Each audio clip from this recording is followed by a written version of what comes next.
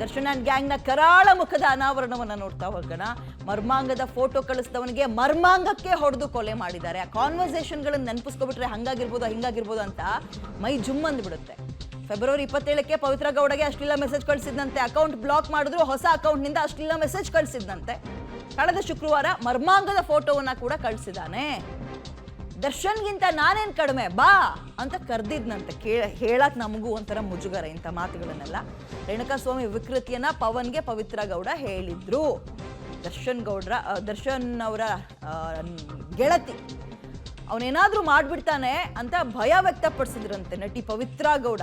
ಮನೆ ಕೆಲಸದಾತ ಪವನ್ ಈ ವಿಚಾರ ದರ್ಶನ್ ಗಮನಕ್ಕೆ ತರ್ತಾನೆ. ಆಮೇಲೆ ನಡೆದಿದ್ದೆ ಕಿಡ್ನಾಪ್ನ ಪ್ಲಾನ್. ಕಿಡ್ನಾಪ್ ಮಾಡ್ತಾರೆ, ಕೊಲೆ ಮಾಡ್ತಾರೆ, ಡೆಡ್ ಬಾಡಿಯನ್ನ ಯಾವುದೋ ಒಂದು ಮೋರಿಲಿ ಬಿಸಾಕಿದ್ದಾರೆ. ನಂತರ ಈಗ ಇಷ್ಟು ಜನ ಪೊಲೀಸರ ಅತಿಥಿಯಾಗಿದ್ದಾರೆ.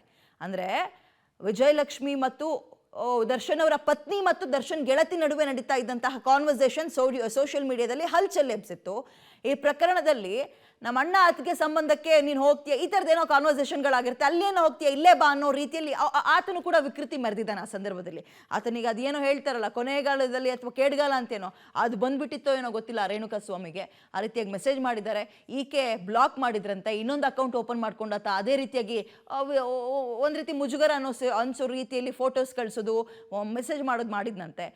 ಈಕೆ ಪವಿತ್ರ ಗೌಡ ಏನಿದ್ದಾರೆ ಇವರು ಆಕೆಯ ಮನೆ ಕೆಲಸದವರಿಗೆ ಆ ವಿಚಾರ ಮುಟ್ಟಿಸಿದಾಗ ಆತ ಹೋಗಿ ದರ್ಶನ್ ಅವರಿಗೆ ವಿಚಾರ ಮುಟ್ಟಿಸಿದ್ದಾರೆ. ಆಗ ಶುರುವಾಗಿರೋದು ನೋಡಿ, ಅವನ ಆಯಸ್ಸು ಕಡಿಮೆ ಆಗ್ತಾ ಬರ್ತಾ ಇದ್ದಿದ್ದು ಆಗಿಂದ ಶುರುವಾಯಿತು. ಚಿತ್ರದುರ್ಗದಿಂದ ಕಿಡ್ನಾಪ್ ಮಾಡ್ಕೊ ಬರ್ತಾರೆ, ಇಲ್ಲೊಂದು ಶೆಡ್ಡಲ್ಲಿ ಕೂಡ್ ಹಾಕ್ತಾರೆ, ಮನಸ್ಸೋ ಇಚ್ಛೆ ಥಳಿಸ್ತಾರೆ, ಕಾಲಲ್ಲಿ ಓದಿತಾರೆ. ಮರ್ಮಾಂಗದಲ್ಲಿ ರಕ್ತ ಸೋರಿಕೆ ಆಗೋದು ಅಂದ್ರೆ ಚಿಕ್ಕ ಪುಟ್ಟ ವಿಚಾರನ, ಬದುಕೋದುಂಟೆ. ಎಂಥ ದೊಡ್ಡ ದೊಡ್ಡ ಆಕ್ಸಿಡೆಂಟ್ಗಳಲ್ಲಿ ತಲೆ ಓಪನ್ ಆದ್ರೂ ಬದುಕಿರೋರು ಇದ್ದಾರೆ.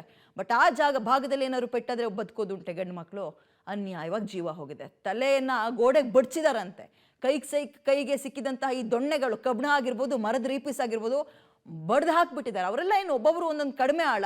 ಈಗ ಅಂದ್ರೆ ದೇಹನೇ ಆಗಿದೆ. ಆ ರೇಣುಕಾಸ್ವಾಮಿ ಹೆಂಗಿದ್ದಾರೆ, ಒಬ್ಬೊಬ್ರು 10 ಪೆಟ್ಟು ಬಿದ್ದಿದ್ರು ಕೂಡ ಮುಗೀತು ಆತನ ಕತೆ. ಯಾವಾಗ ಜೀವ ಹೋಯ್ತೋ ಹೋಗಿ ಮೋರಿ ಬಿಸಾಕಿದಾರಷ್ಟೇ.